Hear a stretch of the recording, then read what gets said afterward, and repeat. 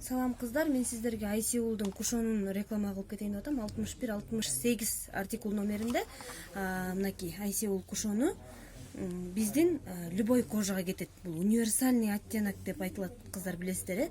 Элдин бардыгы эле кушон десе, анын болсо капкара болот экен, анын дей берет да. Ача албай жатам. Это не вяжь что-то? Негизи ачып көргөн адам эмеде, колдонгон адам ар бири мактап келип атат.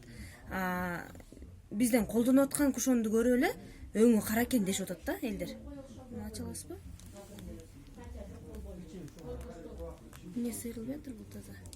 Ачылбайм дейт го, сиздерже. Мынакей кыздар. Бул кушон үстүн басып жатып окшойт, э? Мынакей.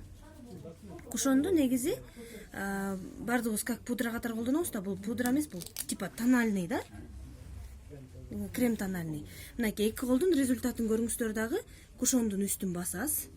Катуу эле минтип эле басып коесуз дагы, ошону эле как эме, тоналка катары коюп коесуз. И бул жылтылдап бетиңиздерге май болбойт. Май болбойт десе кургатып салат деп элестетпеңиздер, кургатпайт. Бул прям тон, прям колдун кожасы кара болсо, колдун кожасына да сону отуруп атат, көрдүңөрбү? Беттин кожасы болсо, жарыкка кылсаңыз, жарыкка апа. Мынакей, эки колду салыштыргыла кыздар. Мына кушон. Караңызчы. Мына результат на глазах. Сияйт этип калды бул. Пробниктер барбы? Жок, калды. Көрдүңүздөр, э?